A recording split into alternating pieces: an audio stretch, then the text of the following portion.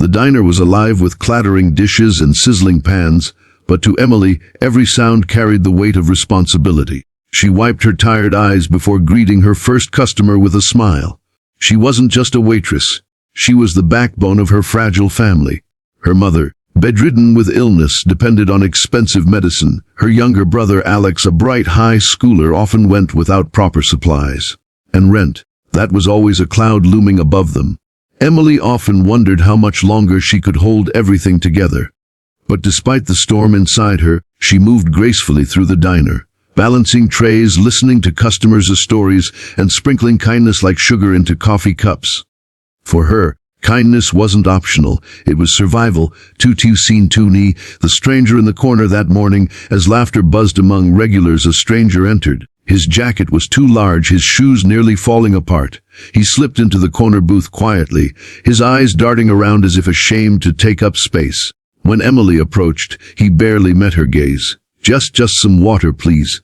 His voice cracked with hunger. Emily noticed the hollowness in his cheeks, the way his hands shook. She'd seen it before, on nights when she had gone to bed hungry so her brother could eat. Without hesitation, she whispered, "I'll be right back," and hurried to the kitchen.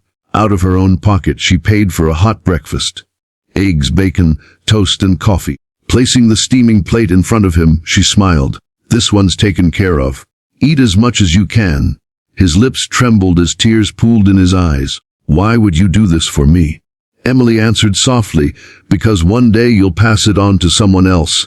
He nodded silently, and though she didn't know it yet, that moment would change the entire course of her life. 2C Scene 3, the manager's wrath. By afternoon, the diner was at its busiest. Emily darted between tables, unaware of the storm brewing in her boss's office. Mr. Thompson, the manager, had caught wind of her generosity. When the rush slowed, his booming voice echoed, "Emily, office now." Heart pounding, she stepped inside. His eyes burned with fury. "I know what you did this morning. Giving away free food. I paid for it with my tips," Emily explained quickly. The man was starving. "That's irrelevant." Thompson slammed his fist on the desk. "You think you can make up your own rules here? This isn't charity. It's business, and I won't have employees ruining my margins for sob stories." Emily's throat tightened. "Please, sir, I need this job. My family." "You're fired," he cut her off. "Clean out your locker." Her legs shook as she left the office. Fired? For being kind? She gathered her few belongings, tears spilling freely as she walked out into the cold night. She didn't know how she'd explain this to her mother, or how she'd pay for rent now. To Scene 4, the breaking point. That evening, Emily sat at the small kitchen table of her apartment. Her mother coughed weakly from the bedroom, and Alex sat across from her, worry etched on his young face. "What happened, Em?" he asked gently. Emily tried to stay strong, but her voice cracked. "I lost my job." Silence fell. Alex lowered his eyes, and her mother whispered from the doorway, "Sweetheart, we'll find a way. You've carried us long enough." But Emily's chest tightened with guilt. She had given everything, and still it wasn't enough. For the first time, she wondered if kindness had been her downfall. To Scene 50, the return of the stranger. The next morning, something unusual happened. A sleek black car pulled into the diner's lot. Employees paused, confused, as a man in a sharp suit stepped out. It was the stranger Emily had fed the day before, only now he wasn't in tattered clothes. He radiated authority. Gasps filled the room as he entered. Mr. Thompson scrambled to greet him, suddenly overly polite. "Good morning, sir. Welcome to our diner." The man raised a hand to silence him. His voice carried through the room. "Yesterday, I came here undercover.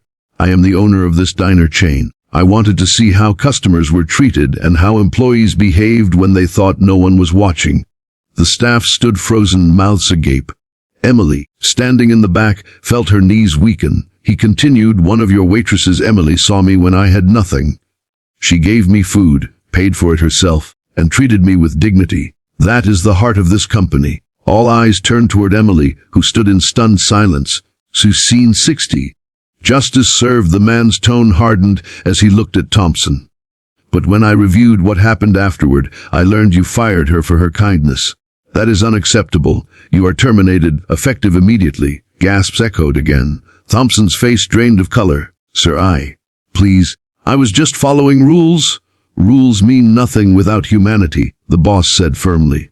Pack your things. Then he turned back to Emily. His expression softened.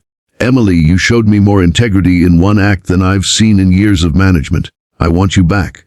Not as a waitress, but as a supervisor. Full pay, full benefits. Emily's eyes blurred with tears. I don't know what to say. Say yes? He smiled. And one more thing. I'll cover your mother's medical expenses personally. Kindness deserves to be rewarded. The diner erupted into applause. Emily pressed her hands to her mouth, overwhelmed. Scene 7. A new beginning. That evening, Emily returned home with a lightness in her step. She told her family everything, and her mother wept with relief. You see, Emily, she whispered, holding her daughter's hand, kindness always finds its way back.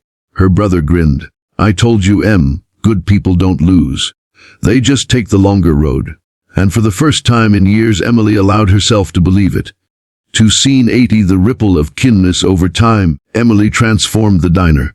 Employees felt valued again. Customers noticed the difference. The place felt warmer, alive with compassion. She made sure every struggling soul who walked through those doors left with dignity, not judgment.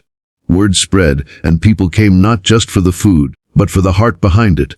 Emily's act of kindness had not only saved her own life, but inspired countless others to lead with compassion. Final scene.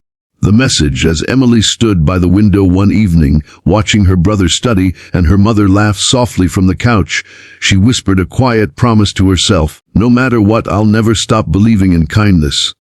And maybe, just maybe, her story would remind the world that the smallest acts of love can rewrite entire destinies. Call to action for channel, and that, dear friends, is Emily's story. Proof that kindness may be tested, mocked or punished, but in the end it always wins. If this story touched your heart, tell me in the comments. Do you believe small acts of kindness can truly change lives? Don't forget to like this video, subscribe, and share it with someone who needs hope today. This is Be Kind Always, reminding you that even in the hardest moments, kindness will light the way.